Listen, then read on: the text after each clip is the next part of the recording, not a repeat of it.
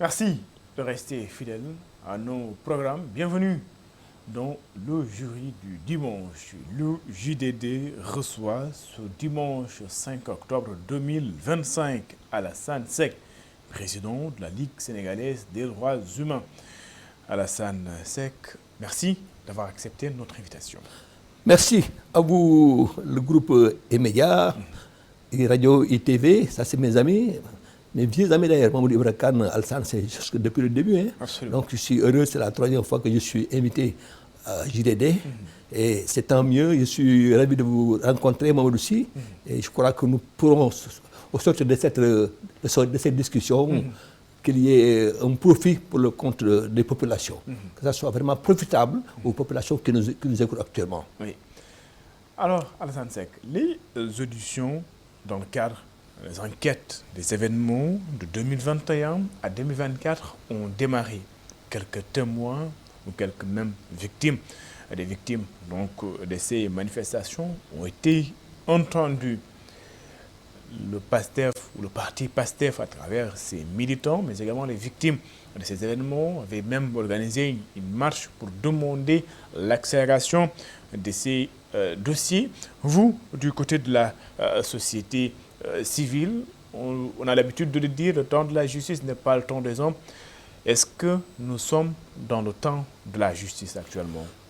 On peut l'espérer, on le souhaite. On souhaite que ça soit en bon tempo. C'est vrai que ça a duré 2021-2024, ça fait déjà 2 ans, un an, en tout cas 1 an et demi, bientôt 2 ans. Et c'est tant mieux parce que nous, on l'attendait. On ne peut pas imaginer qu'il y ait une situation d'impunité au Sénégal. Parce que le Sénégal, je pense que un pays de droit, comme on l'a toujours dit, qui a ratifié, qui a signé très tôt le traité de Rome, la CPI, on ne peut pas imaginer qu'on puisse donc avoir donc, une situation d'impunité. C'est vrai que de temps en temps, on peut comprendre que ça ne soit pas aussi automatique, aussi rapide, que les gens, les victimes ou les familles des victimes soient aussi pressées, mais la situation requiert peut-être une sérénité, et c'est tant mieux qu'on ait commencé ça hier, comme vous l'avez dit, et on attend de voir. On attend de voir, en espérant que ce sera diligenté dans les meilleures conditions, qu'il y ait une situation sereine, puisse avoir des situations, des résultats probants, des résultats justes. Et ça, c'est vraiment le mot qu'on peut imaginer, que ça soit juste, même à la fin de la procédure, qu'on puisse arriver à des jugements justes. Ça, on peut le souhaiter. Vous étiez contre l'amnistie? Oui, au début, on était contre l'amnistie, au début. Oui, nous, on était l'une des premières associations à l'époque à avoir dénoncé cette amnistie, qui à l'époque, pour nous, c'était une ruse, une malice à la limite politicienne, qui pouvait esquiver, en tout cas, encourager l'impunité. Donc nous, on l'avait dénoncé en son temps, et malheureusement, on n'a pas été suivi. C'est vrai qu'à l'époque, le régime qui était en place était assez majoritaire à l'Assemblée nationale. Donc ce qui devait arriver arriva. Malheureusement, on peut le constater pour le regretter. Alors, les auditions ont démarré. Les victimes, c'est également des familles des victimes. Aujourd'hui, quel type d'enquête, vous, en tant qu'organisation de droits humains, vous vous attendez? Oui, on peut laisser le soin aux comment dire, aux enquêteurs. Oui, aux enquêteurs, avec leur expertise, leur expérience, de mener à bon port, ils connaissent le chemin, de mener à bon port leur enquête, de façon à trouver à la fin, ce qu'on a dit, à la chute donc, de cette procédure, qu'on puisse avoir des résultats probants, justes, et que ça ne soit pas biaisé. Que ça soit juste, parce que nous, on est pour la justice, dans tous les sens du terme. Donc la justice, vraiment, si on peut arriver à ça, ne pas se tromper d'adversaire, ne pas se tromper donc, de cible, si on arrive à ça, on peut applaudir. On attend de voir. Maintenant, dans le cadre du déroulé même des enquêtes, il y a eu des hauts responsables actuellement du régime, peut-être qui ont été cités ou dans les événements de 2021, avant même l'amnistie, de quand avait été fait l'objet de poursuites. Aujourd'hui, est-ce possible, dans le cadre de ces enquêtes, de les entendre? Ah oui, pourquoi pas? Parce que je pense que nul n'est au-dessus des lois. Vous avez vu récemment, c'était pas la première fois, un Premier ministre qui est en prison, arrêté, ça on l'a vu depuis 2004, je me souviens. Donc, au temps d'Abdoulaye Wade, les ministres ont été arrêtés, des premiers ministres. Donc, c'est pas étonnant. Mais maintenant qu'on arrive, nous on est vigilants, on est vigilants, nous allons observer avec toute la rigueur requise pour que ça se passe dans les règles de l'art, qu'il n'y ait pas de chasse aux sorcières, qu'il n'y ait pas de vendetta, comme le dit quelqu'un, mais qu'on puisse trouver des solutions à ce problème. Que les gens qui étaient à la limite responsables de tel acte soient donc qu'on puisse les traquer, qu'on puisse les identifier, et qu'on puisse les identifier, les traquer, qu'ils soient donc punis à la hauteur de leur forfait. On ne peut pas imaginer une situation d'impunité où, quelque part, les gens qui ont fait des grosses bourdes, des bévues, on appelle on a pu, moi j'ai encore en tête un garçon qui était tué, un certain Wade à l'époque, Cheikh Wade, je crois que c'est le nom. J'ai suivi hier, avant-hier, un de ses frères qui s'exprimait. En tout cas, on peut souhaiter qu'on ait à la fin donc, de cette situation, qu'on arrive à une situation comment dire, pas de règlement de compte, mais de justice. Et je pense que le Sénégal en est là, nous avons des magistrats, nous avons les magistrats du siège qui sont les derniers qui ont le dernier mot sur la justice, qui sont indépendants. On peut donc penser que ces magistrats seront à la hauteur de l'espoir que nous avons placé en eux. Oui. Alors, au-delà même donc de ces enquêtes, aujourd'hui, le président de la République avait longtemps parlé de réconciliation nationale. Est-ce qu'après ces enquêtes, après tout cela, la réconciliation nationale, on pourrait quand même s'y attaquer? Ah oui, c'est souhaitable. Si on peut y arriver, on aurait applaudi parce que de toute façon, c'est un petit pays, Sénégal, moins de 20 millions d'habitants. Ouais. On n'a pas besoin de ça, on n'a pas besoin de se tirer toujours entre les jambes. Il faudra que les gens puissent faire le dépassement. C'est vrai qu'il faut faire d'abord ce qu'on appelle d'abord la vérité. Avant de parler de réconciliation. Oui. On a de justice, vérité et réconciliation. Oui. Ou vérité, justice et réconciliation. En dernier de sort. Donc, réconciliation, c'est ce qu'on appelle le tableau final. Donc, si on en arrive à que les gens qui étaient donc, les victimes de l'époque 2021-2024 soient donc rassurés par rapport à ce qui s'est passé, que les erreurs ou les manquements soient réparés, qu'on arrive enfin à ce qu'on a dit, donc une réconciliation nationale, ça ne serait pas mauvais. Le Sénégal a besoin de tout ça pour vivre. On est un petit pays, on est très pauvre et en retard sur beaucoup de choses. Oui. Il y a beaucoup de manquements, il y a beaucoup de choses à faire. Donc si on arrive à calmer le jeu, ce serait tant mieux pour tout le monde. Oui.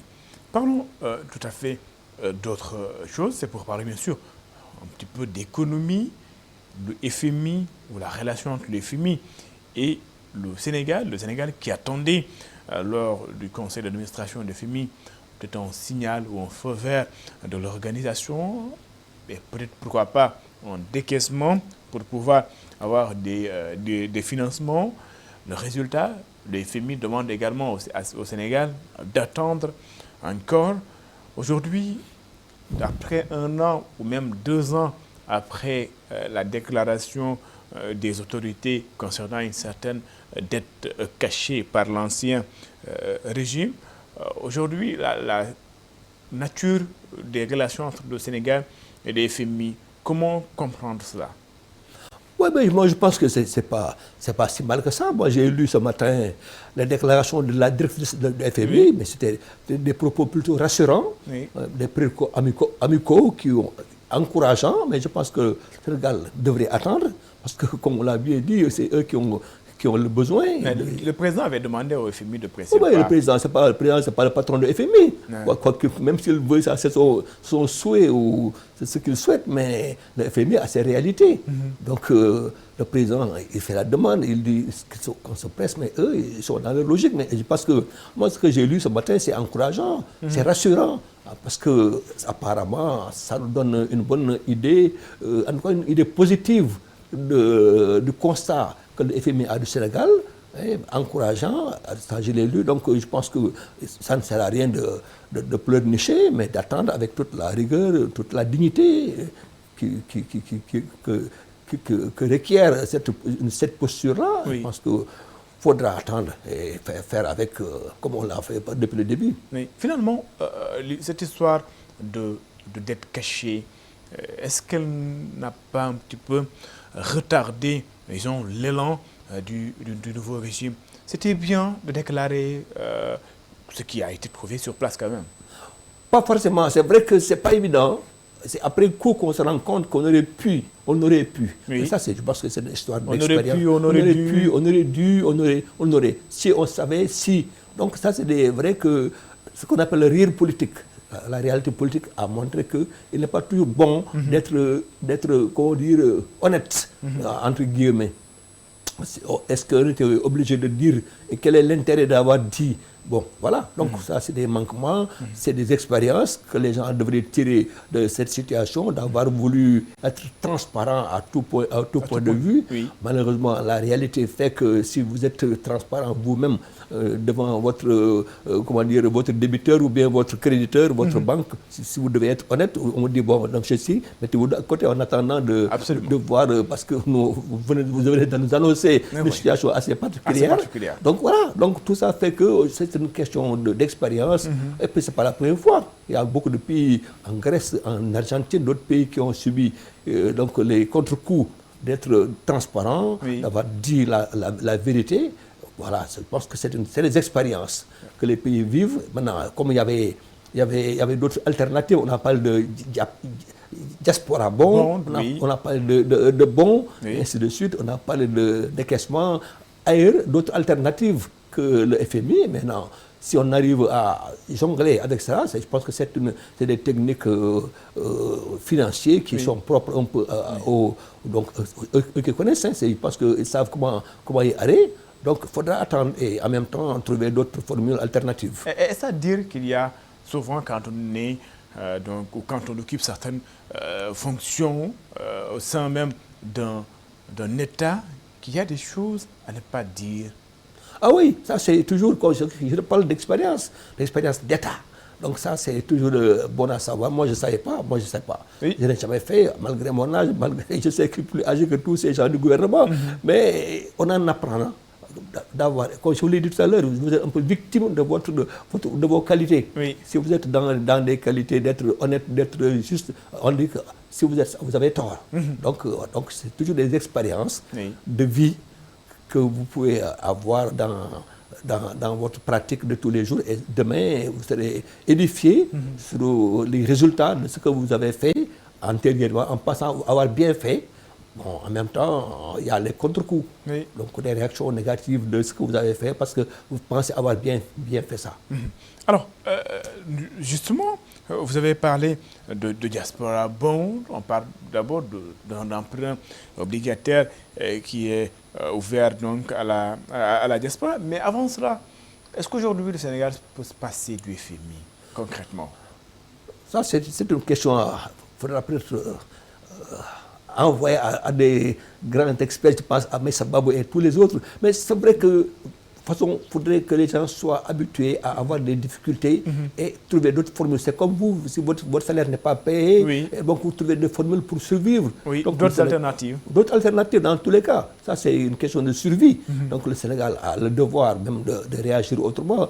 S'il arrive à trouver des diasporas bons assez consistants, assez substantiels pour faire marcher la machine, on arrive avec, malheureusement, on a eu cette avant-hier une attaque donc, au niveau des impôts et domaines, mais s'il arrive au niveau donc, de la douane, au niveau des impôts, à récupérer des recettes qui permettent au Sénégal de vivre, que le salaire soit payé, que les pensions soient payées, que ainsi de suite. C'est vrai qu'il n'y aura pas beaucoup d'investissement, comme c'est le cas, parce que c'est une question des périodes de survie. C'est vrai qu'on n'a pas encore vu grand chose par rapport au nouveau régime. On attendait de voir des autoroutes, des autoponts, de grands travaux. Mais il faudra attendre une situation beaucoup plus normalisée. Donc, en tout cas, FMI, c'est c'est pas mauvais pour aider les États africains, surtout qui n'ont pas beaucoup de revenus, qui ne comptent que sur leur impôt, leur douane pour pouvoir vivre. C'est pas facile. Le gouvernement du Sénégal, à travers la mise en œuvre du plan de redressement, a misé sur un financement endogène. 90% des ressources sont financées par, c'est un financement endogène.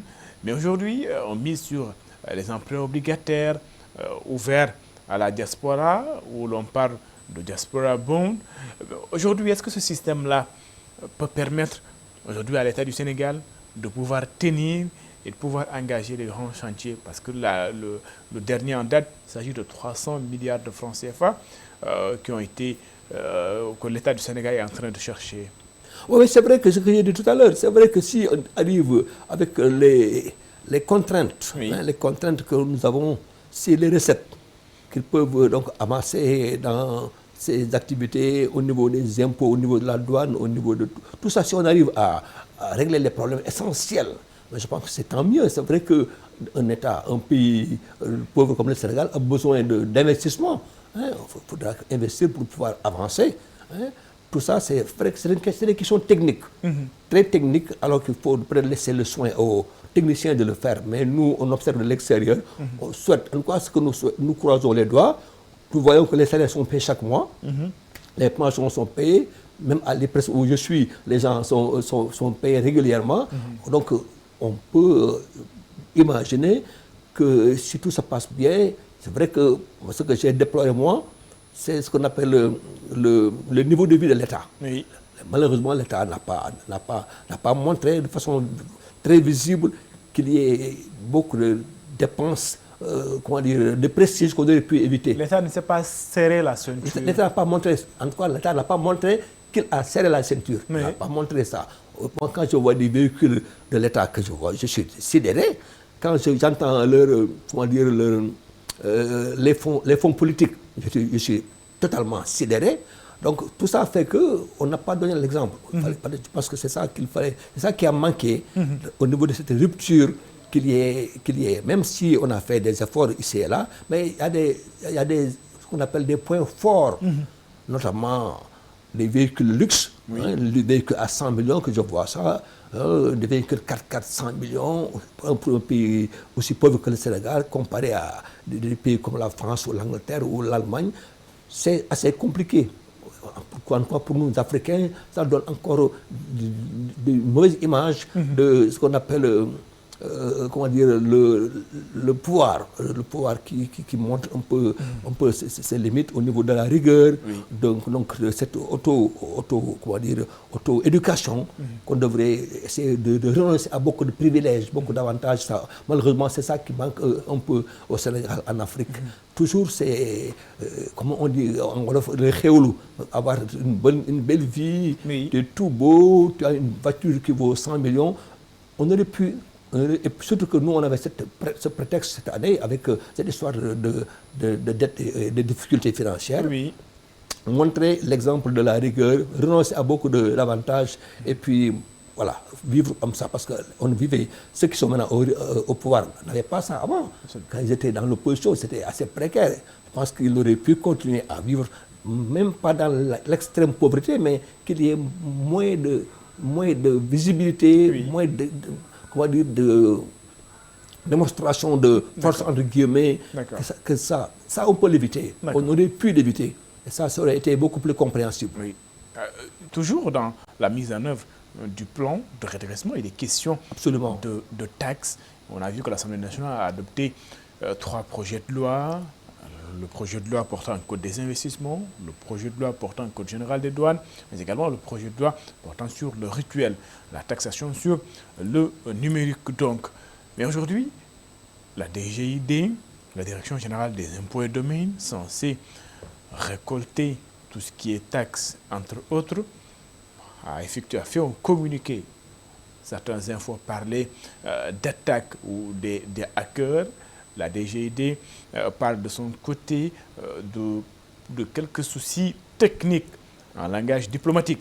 Mais aujourd'hui, est-ce que la DGID qui est censé donc regrouper ou nous, comment dirais-je, collecter nos taxes, entre autres, pour pouvoir faire marcher ou tourner la machine. Si aujourd'hui, elle est un petit peu, entre guillemets, fragile, est-ce qu'il n'est pas nécessaire également de s'arrêter à un moment, de revoir nos systèmes, mais également la manière dont tel fonctionne?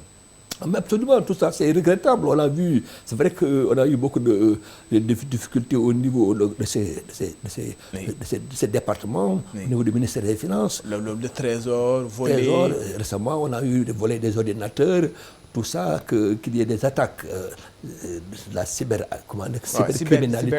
Cyberattaque, ça, on peut le constater, on peut le regretter. Et je pense qu'il devrait y avoir beaucoup plus comment dire, moi je suis informaticien. Est-ce que nous ne sommes pas fragiles? Non, c'est très fragile. Parce que comment on peut arriver à ça s'il n'y a pas eu de précautions qu'on aurait dû prendre pour sauvegarder les données, les protéger, faire en sorte d'éviter. Il faut anticiper.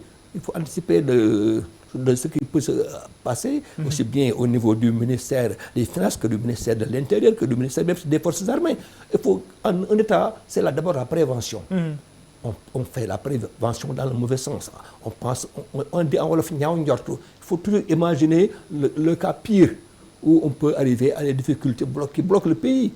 Si demain la DGID n'arrive pas à régler son problème, tout est foutu. Ah oui. Donc il faudrait, à l'avenir, je pense qu'ils tireront les leçons de ce qui s'est passé, qu'il y ait beaucoup plus de rigueur, beaucoup plus d'organisation. Dans la gestion, dans le traitement des données sensibles. Et je pense que c'est une leçon. J'espère qu'on va s'en tirer à bon compte. Je l'espère vraiment pour la survie de l'État. Parce que s'il n'y a pas de sous, s'il n'y a pas d'argent, s'il n'y a pas des moyens financiers pour régler des problèmes, c'est le seul qui peut. Donc on peut imaginer que dès lundi, qu'on puisse trouver des solutions au problème de ce qui s'est passé avant-hier, cyberattaque, et que, parce qu'ils ont assez d'informaticiens, assez de techniciens, c'est valable pour pouvoir faire ce travail-là. Ce ne sera pas très compliqué. Mais il faut quand même se bancariser alors. Ah oui, non, ça j'ai bancarisé, même sur le plan, c'est pas forcément physique, mais sur le plan technique. Il faudrait avoir des moyens, d'avoir des pare-feux, comme on dit, des moyens d'éviter ça. Il faut trouver des formules pour qu'on appelle chez nous des sauvegardes, des backups, qu'on puisse avoir des éléments qui peuvent, au cas où. Par exemple, je donne l'exemple, si on vole le serveur d'une application informatique, si on le vole, mais il y a un problème. Donc il faut trouver qu'il y ait ce serveur qui soit multiplié par 2, qu'il soit dupliqué. Et s'il y a un incendie, il faudra imaginer qu'il y ait un backup, une sauvegarde de ces données, quelque part, loin de l'élément central, pour parer au plus près demain. S'il y a une surprise d'incendie ou de vol, on puisse trouver des solutions alternatives. Donc tout ça, je pense qu'ils ont assez d'expérience, même s'il y a beaucoup de jeunes, mais il faut le faire. Vous l'avez dit, vous êtes informaticien. Hacker le site de la DGID, ça doit être facile. Hacker le site de la DGID, est-ce que ça doit être facile, quelque chose de facile? Non, pas forcément facile. Maintenant, les gens sont devenus très pointus, très forts à l'accès à des serveurs attaqués, parce que j'ai lu quelque part. Mais tout ça, en tout cas, faudrait avec l'expérience des gens.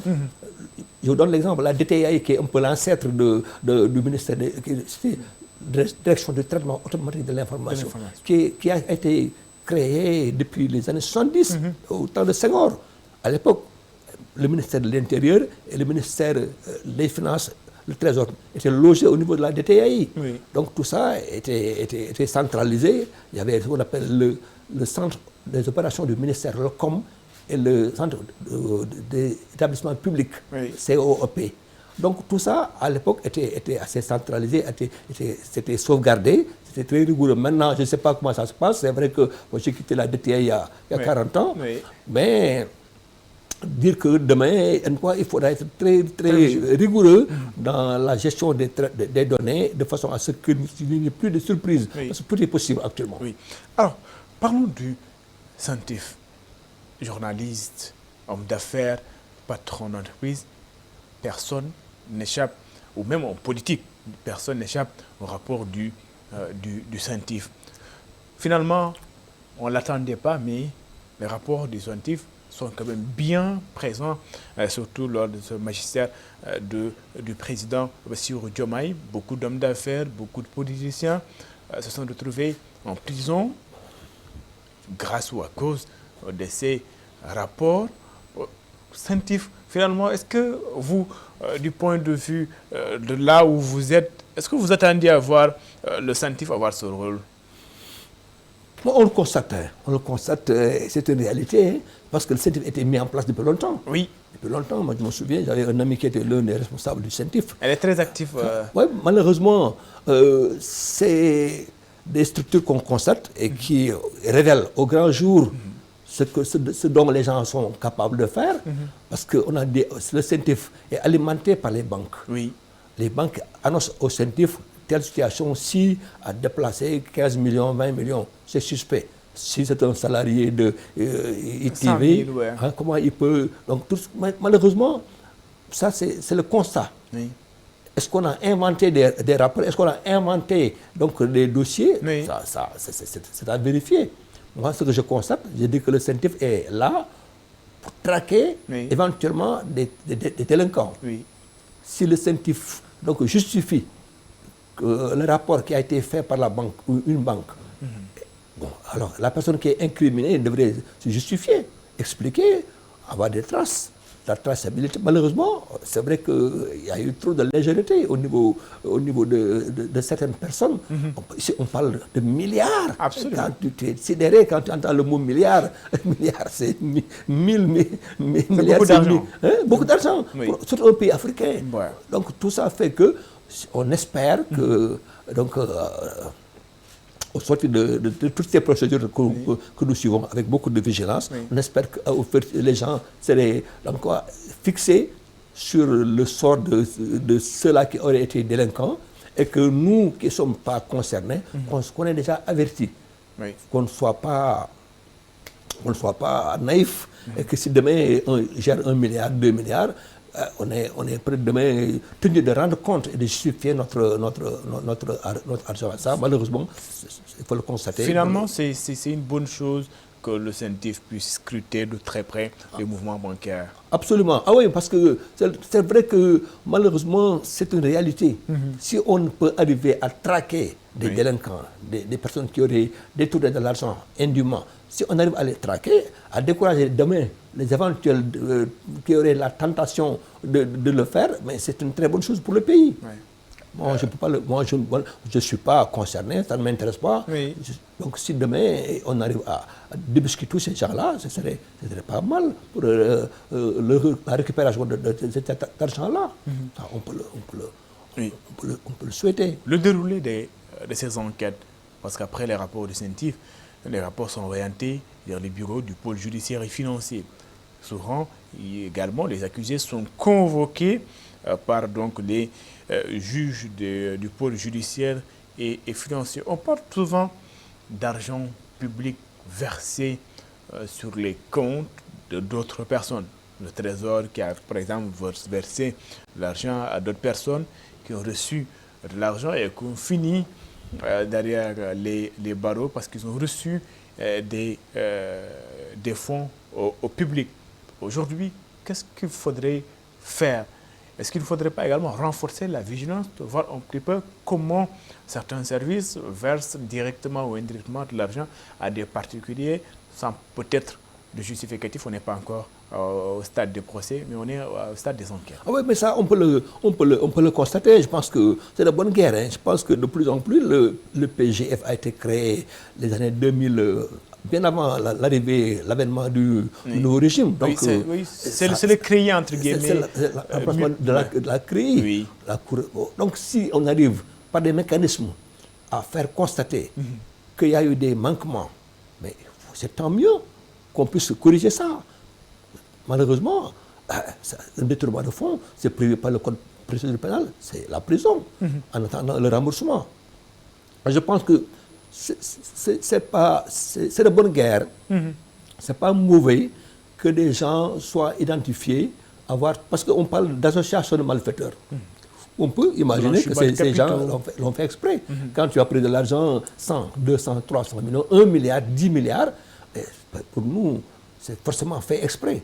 Donc ça a été planifié.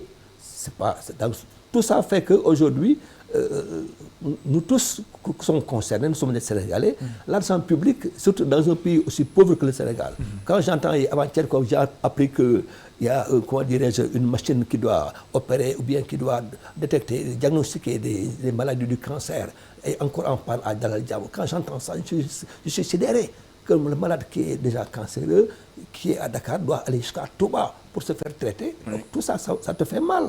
Que les gens meurent pour moins que ça. Donc tout ça fait qu'on ne peut pas imaginer, on ne peut pas comprendre, on ne peut pas accepter que des personnes puissent détourner de l'argent, surtout en termes de milliards, et qu'il n'y ait pas de conséquences. Oui. Parce que pour nous, c'est des actes à la limite criminels. Parce que les gens, les vies sont en jeu. Oui. Tout ça fait que nous avons cette rigueur. Encore, on applaudit quand on détecte, quand on débusque quelqu'un qui aurait détourné de l'argent. L'argent du public, ça, pour nous, c'est inacceptable. Oui. Alors, les relations entre les banques et les clients, c'est aujourd'hui, d'un côté, il y a le CENTIF qui a un regard sur le mouvement bancaire. Est-ce qu'aujourd'hui, on ne risque pas de voir certains clients fuir même les banques? Oui, ça, c'est peut-être... Enfin, moi, ici, il y a des choses qui n'ont rien à se reprocher, non pas à fuir.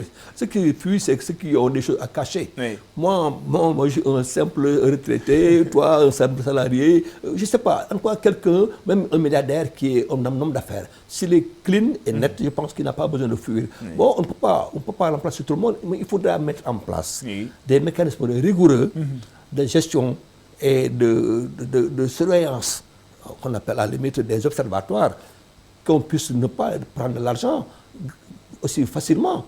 Ça ne doit pas être acceptable. Donc si demain on arrive à trouver des techniques qui puissent décourager les éventuelles personnes qui devraient être dans la tentation de détourner, mais c'est une très bonne chose. L'État a le devoir d'observer, de veiller, de surveiller avec beaucoup de rigueur tous ces manquements-là. Alors, au-delà même du rapport du CENTIF, parlons de l'économie, de la situation économique globale. Quel est votre regard par rapport à la situation? On dit souvent, il y a une expression wolof que la vue est un petit peu dure depuis certains temps. Depuis d'Ameti, entre guillemets. Est-ce que vous sentez cette situation? Non, bien sûr, oui, tout le monde le sent. C'est la transition. Malheureusement, c'est la transition de l'ancien régime, nouveau régime. Forcément, quand il y a une transition, oui, comme on dit en Wolof, donc malheureusement, c'est ça le constat. On pense que ça ne va pas durer. Je vous l'ai dit tout à l'heure, si on arrive à payer les salaires des fonctionnaires de l'État, nous, les pensions de retraite, FNR, IPRES, c'est payé, nickel. Donc, les gouvernants, ça tourne. C'est vrai qu'il y a des choses qu'on appelle des pratiques qui sont des pratiques douteuses, oui, qui sont donc bloquées. Moi, je l'ai dit, quelqu'un qui voulait acheter peut-être un véhicule à 100 millions, il va réfléchir à 2 pour sortir cet argent-là. Oui. Donc, tout ça fait que c'est vrai, les gens seraient beaucoup plus dans la prudence. Mais en attendant, si tout se passe dans les règles de l'art, qu'il y ait de l'argent qui circule normalement, comme les salaires. C'est vrai qu'on a bloqué, parce qu'il y a eu une période de l'affaire du foncier, oui, on a suspendu, le BTP a été suspendu, malheureusement. Oui. Ça, on peut imaginer que ça ne devrait pas prendre beaucoup de temps. Ça ne devrait pas prendre 1 an. Donc on pense que c'est vrai que c'est la DSCOS qui surveille, qui n'apprête pas forcément tout le personnel qui permet de travailler rapidement, mais on pense qu'on ne devrait pas attendre longtemps un arrêt donc des travaux au niveau du BTP. On aurait pu le faire dans les meilleurs délais rapidement pour justement que ça puisse tourner au niveau donc du bâtiment. Ça, on peut imaginer ça. C'est vrai que le nouveau régime a de l'inexpérience à faire constater. Et ça peut porter préjudice. Oui, avoir des conséquences. Ouais, je pense qu'ils sont dans leur dans leur activité, Oui. et qu'il faut rapidement trouver la solution idoine par rapport aux attentes des populations. Les inondations, parlons-en, la question il revient encore en 2025, tout bas, on l'a vu, certains quartiers sont sous les eaux, certains ont même abandonné leurs maisons. De l'autre côté, à Matam, des villages qui sont pris par les eaux avec la montée des crues, à Bakel également, ou même à Tambacounda, d'autres villages sont sous la menace de la montée des eaux, changement climatique ou mauvaise planification, mauvaise gestion. Les deux, mais je pense aussi qu'il ne faudra pas qu'on se cache derrière le petit doigt. Oui. Moi, j'ai vu dans d'autres pays beaucoup plus développés que le Sénégal. Avant-hier, en France, j'ai vu en Chine, j'ai vu aux États-Unis. Oui. Histoire d'inondation, de pluie, de conditions météorologiques, tout ça, c'est devenu incontrôlable. On l'avait dit avec le changement climatique. Le changement climatique, on a dit partout, et on a parlé de beaucoup d'options au niveau de tous les pays du monde. Ça a fait que tout soit déréglé. Le dérèglement, on a dit. Donc tout ça, malheureusement, ceux qui n'ont pas été très vigilants dans la préparation, Touba est devenu presque une mégapole. Oui. Touba, on a dit que c'est la deuxième ville après Dakar. Tout à fait. Donc voilà, Touba est un gros village. Moi, je connais Touba. Touba, c'est un gros village. On n'a pas préparé l'assainissement de Touba. Ça, c'est depuis le début. Et les gens s'installent comme ils veulent. Ça, c'est la situation que nous avons vécue. Et le résultat des courses, moi, quand je vois le ministre, mon petit frère Châtillon Dieye, moi, j'ai presque pitié de lui. Tout le temps, il est traumatisé parce que tout le temps, entre deux voyages, il va de Bakel à Touba, de Touba à Matam. Et quand je vois ça, parce que ça ne dépend pas de lui, les inondations, c'est depuis. Moi, je me souviens, Abdoulaye Wade, quand il était venu en 2000, mais j'ai vu Abdoulaye Wade prendre un bateau, à l'époque, une pirogue, un moteur, avec à l'époque Aminata Tall, je me souviens, et même le général Momorignan, paix à son âme. Donc tout ça, c'était déjà en 2000, ça fait 25 ans. Donc c'est pas étonnant, c'est pas nouveau. Maintenant, les gens sont donc plus nombreux, la population sont plus nombreuses. La situation n'a pas diminué au niveau donc des climats. Les pluies sont beaucoup plus imprévisibles. Vous voyez, tout le temps quand il pleut, c'est presque les gens sont assez étonnés. Donc malheureusement, ça c'est le constat qu'il faut observer. La météo avait annoncé une année pluviométrique de beaucoup de pluie, Oui. disons-le. Mais est-ce que du côté du régime, vous avez senti qu'il y a eu cette préparation-là pour faire face à ce fléau? Parce que l'année dernière, le ministre avait clairement expliqué qu'il ne s'agissait pas de son hivernage en Wolof. Ça, c'est des propos. Voilà, mais cette année, est-ce qu'il y a eu la préparation nécessaire pour vraiment faire face Ce n'est à ce problème? Ce n'est jamais préparation nécessaire. Ce n'est jamais nécessaire. Ce n'est jamais nécessaire. Ce n'est jamais assez. On pense, mais ça va, c'est souvent qu'on dit, on pense ceci et on verra cela. Oui. Donc, tout au niveau donc, de la pluviométrie, au niveau de la pluie, au niveau du climat, je vous l'ai dit, aux États-Unis, on a vu les orages à l'époque, en Chine, en France entière, moi j'ai vu ça. Donc tous les jours, on montre des pays où au Niger, on a vu, je sais pas, quelques pays où il y a eu des trucs de boue. Oui, donc tout ça éboulements. fait que, éboulement, donc tout ça fait que on ne peut pas dire on a préparé. On pense avoir préparé. Mais ce qui arrive va te surprendre parce que ce n'est pas imaginable. Donc tout ça fait qu'on soit moins sévère, qu'on soit beaucoup plus indulgent pour que les gens puissent accepter que le dérèglement climatique, ce n'est pas seulement le Sénégal. C'est beaucoup de pays dans le monde qui sont concernés. C'est vrai que ça donnera des leçons, mais un pays pauvre comme le Sénégal, qui doit tout est urgence. Donc si on doit peut-être penser que c'est à cause du gouvernement, oui. Je pense que c'est une grande erreur. Sincèrement. Alors, que faudrait-il faire réellement? Je vous l'ai dit, personne ne le sait. Je vous l'ai dit, en France, qui est plus fort que nous, plus les riche que nous. budgets, les sommes dégagées, c'est jamais suffisant. C'est jamais suffisant. Il faudra que les gens ne soient pas naïfs. Il faudrait accepter alors la réalité. Il faut toujours s'adapter au contexte. Oui. Pas, en quoi, c'est de penser que c'est l'autre. Parce qu'on ne peut pas, parce que je vous l'ai dit, moi je me souviens de, comment dire, à l'attentat, c'était aux États-Unis, ça m'a beaucoup marqué. J'avais les Jeux Olympiques. Les Jeux Olympiques, je me souviens, je pense que c'est un pays, enfin, c'est un État avec une consonance française. En tout cas, pour dire que personne ne peut prévoir ce qui va se passer. Personne. Non, Haïti, tu as vu, Haïti actuellement, c'est même un pays qu'on ne peut pas envier. Haïti, c'est le malheur total. Haïti, c'est incontrôlable. Ouais. Mais en quoi, pour le monde entier, je parle des pays qui sont en avance sur nous. Je parle des États-Unis, la France, même la Chine, qui sont en avance sur nous sur le plan des moyens. Ils subissent les contre-coups du dérèglement climatique. Ça, on peut le constater, on peut le voir. Il faudra peut-être faire un effort. Si l'argent est là, parce que déjà on est sur 1000 francs, oui. On est sur le front des sous-FMI, oui. et si dettes cachées à régler, oui. Tout ça fait que c'est pas simple. Encore moi, je n'envie pas un ministre du Sénégal, je ne l'envie pas. Quand je les vois travailler, moi je dis qu'ils ont beaucoup à faire. Donc oui. Tout ça, c'est pas simple, hein. Il faudra être assez lucide.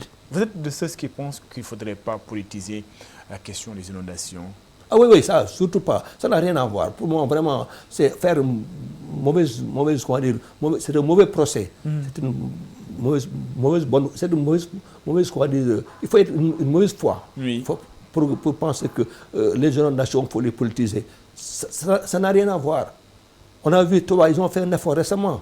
Mais le lendemain, mercredi passé, c'était presque un scandale. Oui. On a vu ce qui s'est passé. Ça a été pire.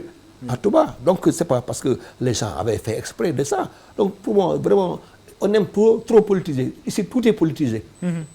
Malheureusement. Et c'est de bonne guerre. C'est de bonne guerre. C'est presque pas la première fois. Chacun prend sa revanche sur l'autre. Et dit qu'à l'époque, tu l'avais dit, maintenant c'est toi. Bon.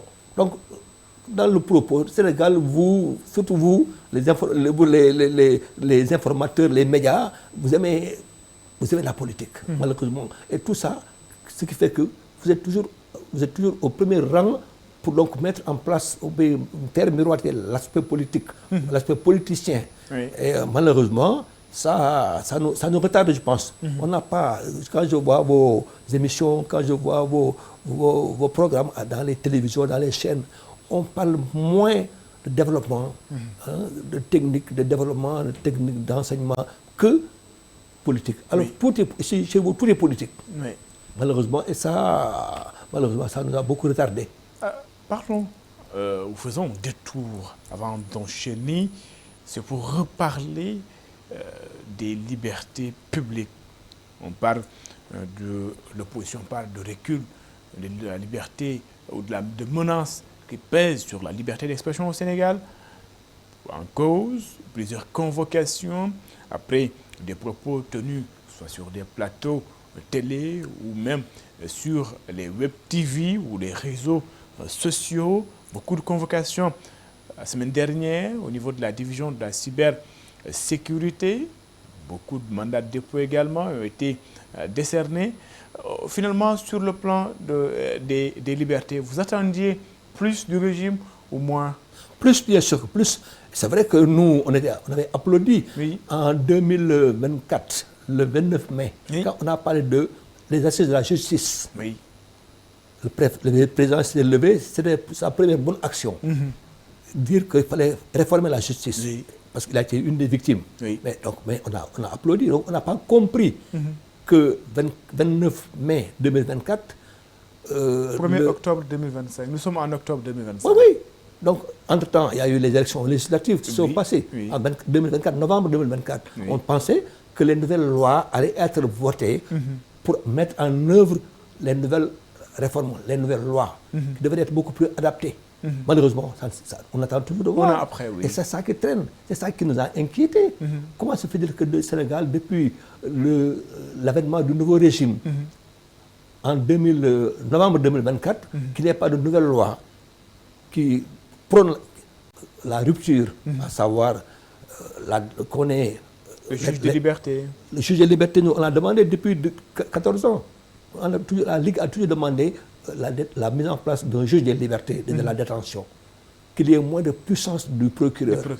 Ça, on a toujours demandé. C'est vrai que les gens, au niveau de l'expression, liberté d'expression, les gens en abusaient parce qu'il y a souvent eu des abus à la limite, de langage, oui. des propos irresponsables de certaines personnes. Oui. Ça aussi, c'est pas acceptable. La liberté des uns s'arrête là où commence celle des autres. Il ne faudra pas que les gens aussi... Ça, on peut accepter. Il ne faut pas que les gens parlent de n'importe quoi. Oui. Surtout quand vous êtes tenté dans certains médias qui sont un peu dans une position, à la limite, politicienne. On a constaté qu'il y a certains médias qui font à la limite politique. Ça, on peut le constater. Ça aussi, on n'est pas forcément... Oui. On ne peut pas encourager cela. En quoi on souhaite qu'il y ait plus de responsabilité que l'État, qui avait promis, urbi orbi, de réformer les lois, que ces lois-là soient mises en œuvre, de nouvelles lois adaptées au contexte. Est-ce qu'on peut dire pour l'heure, il n'y a pas eu de rupture pour ce qui est de ce domaine en matière de liberté? Malheureusement, oui. Malheureusement, on peut le constater. Il n'y a pas de rupture comme on le souhaite, nous, qu'il y ait, comme je vous l'ai dit, des réformes fortes, puissantes, qui remettent sur le chemin ce que nous souhaitons, nous, au niveau du Sénégal, l'homme sénégalais 6, qu'il y ait le régime qui a été victime de certains contre-coups à l'époque, qu'on ne puisse pas arrêter n'importe qui, qu'on ne peut pas arrêter n'importe quand, n'importe comment, qu'on puisse respecter les nouvelles lois. Il faut des nouvelles lois, et c'est ce qui a surtout tardé. C'est la mise en place de nouvelles lois qui remettent en cause les anciennes lois. On n'a pas modifié le code pénal, le procédure pénale depuis 2016. Ça fait 9 ans, 10 ans. Donc tout ça, c'est ça qui tarde et c'est ça qui nous inquiète. Et nous souhaitons qu'il y ait dans les meilleurs délais qu'il y ait ces réformes-là. Ça, c'est une urgence signalée. Vous êtes défenseur des droits humains. Si aujourd'hui on parle de recul ou même de menace sur la liberté d'expression, c'est pas un bon signal pour le Sénégal? Absolument pas.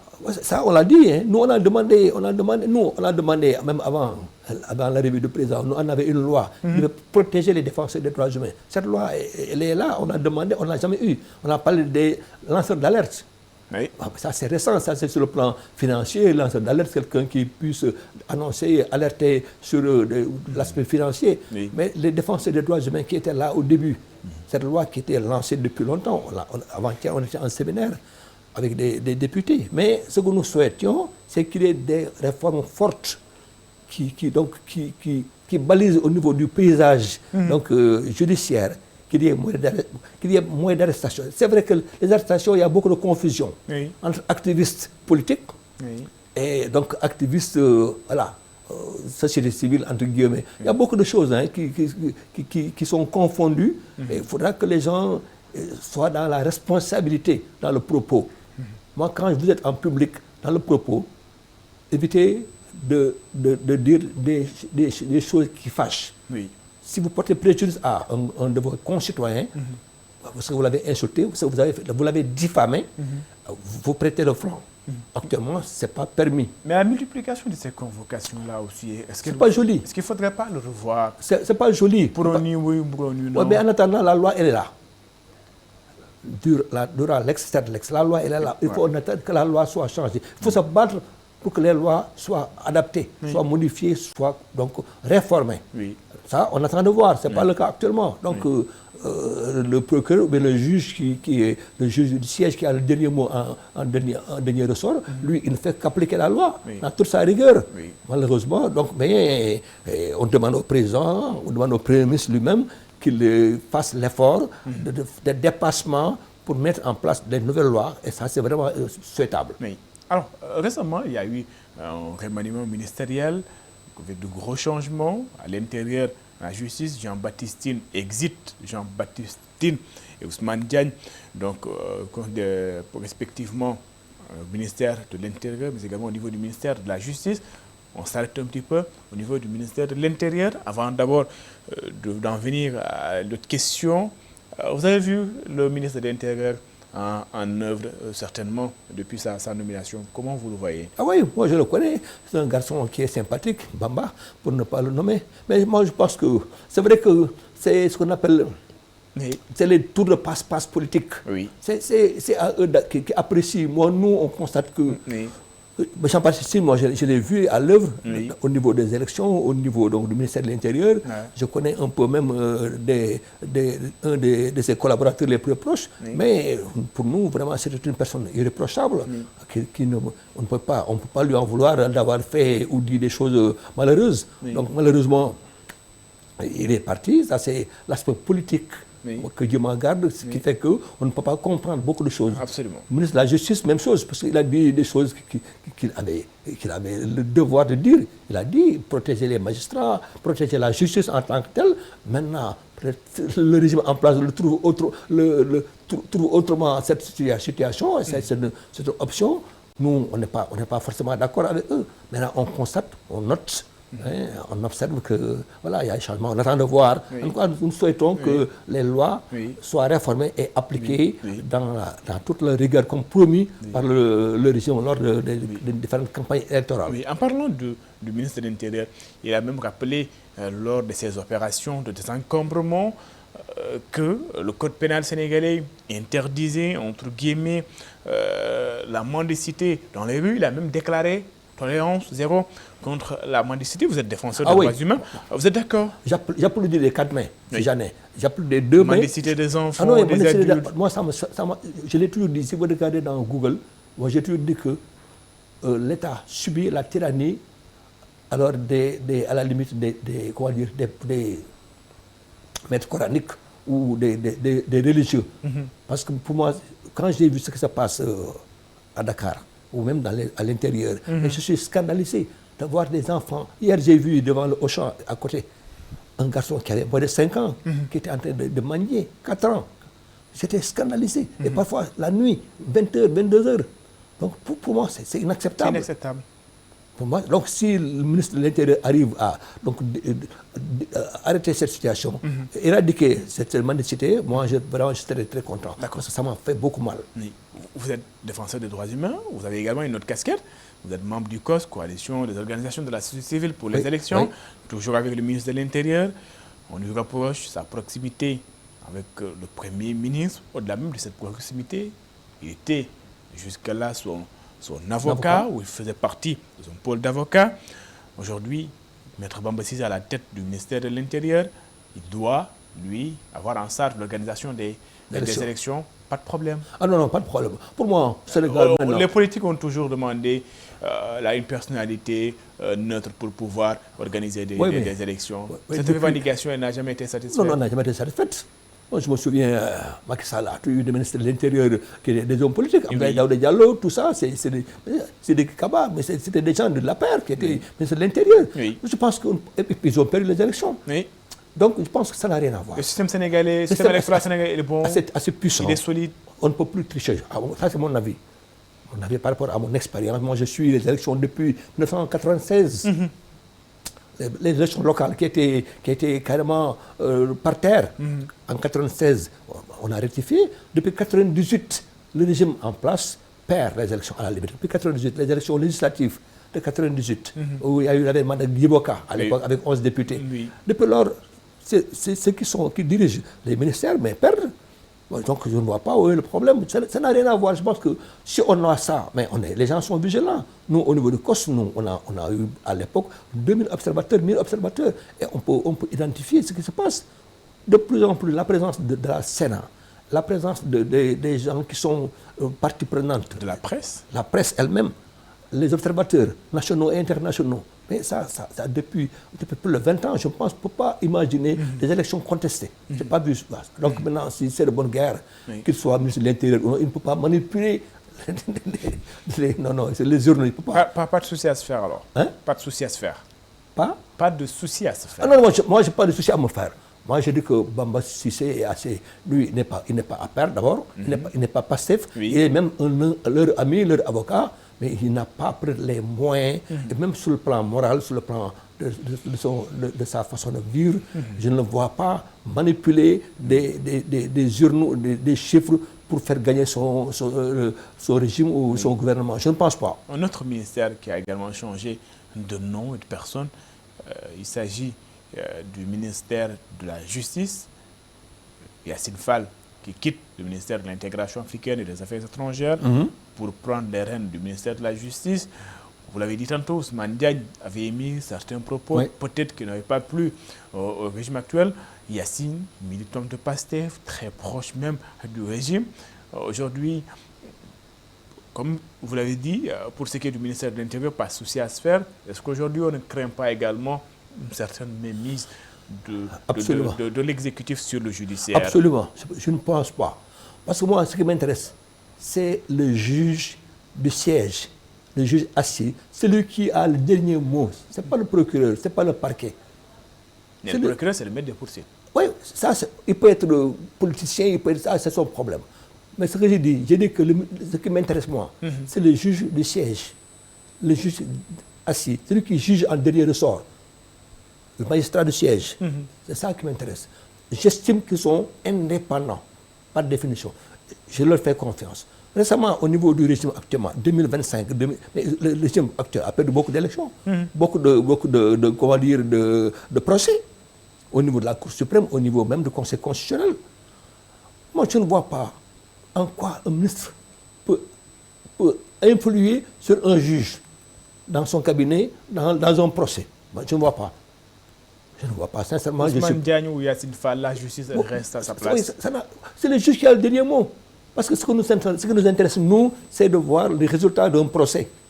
Si le procès est biaisé, parce que quelque part, il y a eu mal donné quelque part, ça s'est mal passé, mais c'est trop évident. Alors que le ministre puisse avoir le temps, ça c'est Yacine Fall ou un autre, appeler le juge, dire oui, donner à Alassane Seck, oui, qu'il soit. Non, je ne pense pas que ça soit possible. Mais au Sénégal.